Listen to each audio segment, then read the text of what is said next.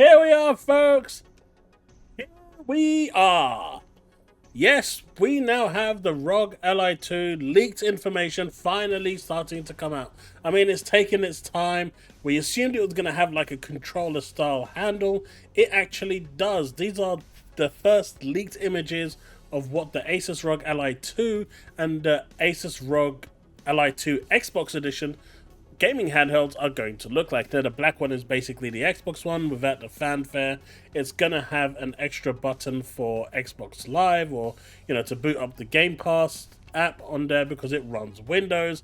This is actually really cool. Now obviously the scary thing here is of course the pricing, but in terms of the actual design, outside of the bezels being a little too big in my opinion, they could have done away with that and made it a little smaller. Maybe it's done this way to house an extra a larger battery, or just give it a bit more breathing room inside. I'm hoping this doesn't use the square M2 cards and it's using the normal NVMe stick, so it's easier to actually modify, although there are kits out there that you can actually get for the original one, so I suspect that will be available here. But I don't think that's going to be much of an issue going forward. Now, as you can see, I'm in the top right-hand corner, and, well, that's all good. I think this is a better way, and hopefully it will provide you with just a bit more picture, and we'll be moving around if need be. So this is basically what it's supposed to look like, at least a white version that looks like the finished product. But what are the specs? Because that's going to be the most important thing for these, right? And as we can see here, it's got a Ryzen Z2 Extreme at 36 watts. Now the Z2 Extreme was revealed earlier this year in February at CES, or January I think it was. And we've been waiting for this to actually come out and actually, show what it can do, because it's supposed to be extremely powerful. Now, it's got 64 gigabytes of RAM. Now, the original had 16 gigabytes of RAM, and that actually was limited. Then they released the LIX, which is an eye-watering $800 at £800. But this is 64 gigabytes. So, this ain't going to be cheap, folks, especially with the tariff wars going on at the moment. This is not going to be cheap. ROG Ally 2 Black with Xbox button is basically this one. And the ROG Ally White is coming with a 4-core Ryzen Airif Plus 20 watt. So it looks like the Xbox edition is actually going to be more powerful, which is cool because that means it can just run games better. But, the downside of that is that it's not going to be cheap. That's my opinion anyway. We've got this over here as well. ROG Ally 2 gets certified in Indonesia. SDPPI Postal launches near. Rumors suggest the Zen 5 based Ryzen Z2 Extreme, up to 64 gigabytes of RAM, so there'll probably be different configurations with 32 and 64 gig. 2 terabyte SSD, 7.4 to 8 inch screen. So for those of you that want a bigger inch screen, it looks like there's going to be different levels to this. Quoting Doc himself, there's levels to this.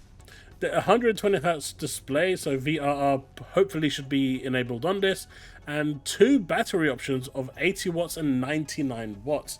Obviously, going for the higher wattage is going to be better, mainly because it lasts longer. It's going to have a new design, better grip, and available in black and white. June 2025 release likely. Man, so we're going to get the Nintendo Switch 2, the X-Real 1 Pros, and this beast of a device. Just like the original Ally, Asus is also rumored to be making a separate Xbox handheld. What?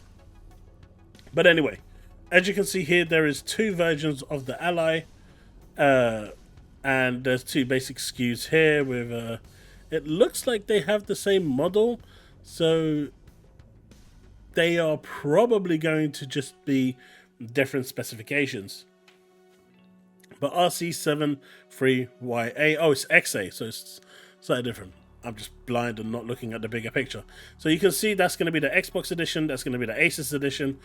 Interesting stuff, right? Interesting stuff. Of course, now we come to the actual diagrams, and I think this is kind of cool. Yeah, this is kind of like really blown up. So let's reduce this a little bit so you can actually see it better. Let's get it right there. And as you can see, that's the top. Now, this is really interesting, right? This is really cool because the original, unlike the LIX, the original Asus ROG only had one USB-C port. The extra USB-C port is really important because it does allow for other devices to be plugged in. One of the key uses for the, X-Real glasses, which are AR glasses, is that you can plug it in and I know it's a handheld device, but it powers your screens inside your glasses, your augmented reality, and gives you like a 170, 200-inch screen so you can play your Asus ROG 2 on the go and have it charged if you really want to with a battery pack or whatever. So it gives you a lot more flexibility. You can also plug in like a controller if you really wanted to while you've got it docked into a TV, but the dock itself should have extra ports, so that kind of defeats that use case. You've got this port over here, which I believe is the MMC card. A micro SD card. I'm not sure if the actual port for the USB-C can power the external GPUs as well, so that's another use case.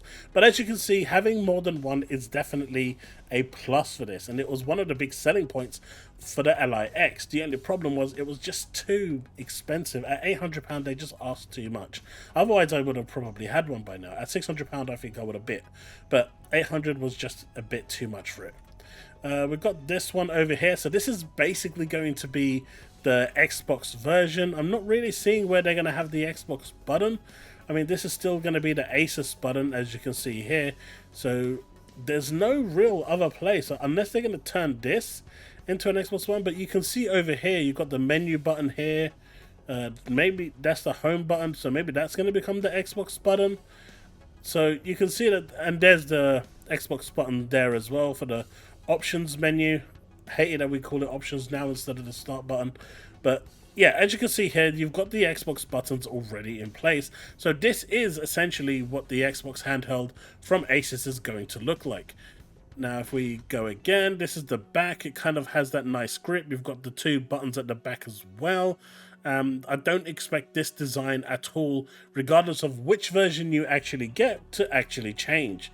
But I kind of like the white one, but it'll be interesting to see what the actual finished product of the Xbox handheld actually looks like once it's revealed officially in its, fanfare glory with all the cosmetics added onto it. And finally, we have this one over here, and as you can see, it still does have these on there. So, those are the buttons that we are accustomed to on the original Xbox controller. But I suspect that this one here is going to be the standardized LIX or Ally 2 that Asus will sell on their own. But this one, I mean, the bezel here is actually kind of thick, isn't it? But this is kind of cool. It is about 31 centimeters wide and it is 30 centimeters tall.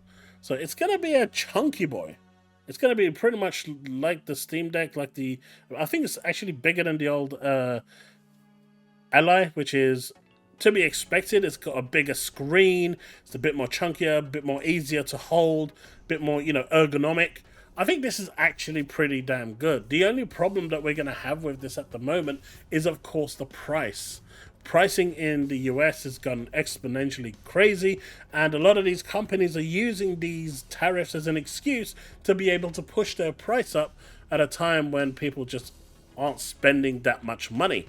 So the key to Microsoft's success in this going out to more homes and more people and giving them a proper gauge on just how much people are willing to pay. I don't know if Microsoft is going to subsidize any of these. I really hope they do, especially the version that they're providing, because Asus can't really subsidize. They've got nothing to subsidize it with. But maybe if Microsoft subsidizes it with like a Game Pass or adding something to it and saying, hey, if you get it with this bundle, you'll get like at this price, and subsidize it that way. Whatever they do, I think they need to do something, because if they come out with this at $800 to $1,000, I think they're going to find that they're going to sell a few, but they're going to sell nowhere near as much as the the Asus ROG did at like $400 or $500. During the Black Friday sales, the Asus ROG dropped down to $400, which is insanely good for a price point. And I know the Z2 is, the latest stuff, but at the end of the day, Yes, I get it, tech is expensive, but I think that they need to price this correctly. If they want this to sell, they need to price it correctly. I think something like $649.99 at maximum, which is essentially what the Steam Deck's maximum price point is, if I'm not mistaken. I mean, that's in the US. In the UK, it's, I think, £569. If they want to get this and, you know, be aggressive with it to actually sell it, and if they're really serious about this whole ecosystem and play anywhere and anything, I think they need to get this priced, you know, in comparison with the Steam Deck, because that's the one that everyone is, you know, the most popular. It's the one that they go to. And they kind of need to get this into the developers' hands and say, hey, look, we're pricing this aggressively. We want more people to buy this. We want this to be the de facto handheld console, and we want you guys to prioritize this when you're actually making it for handhelds.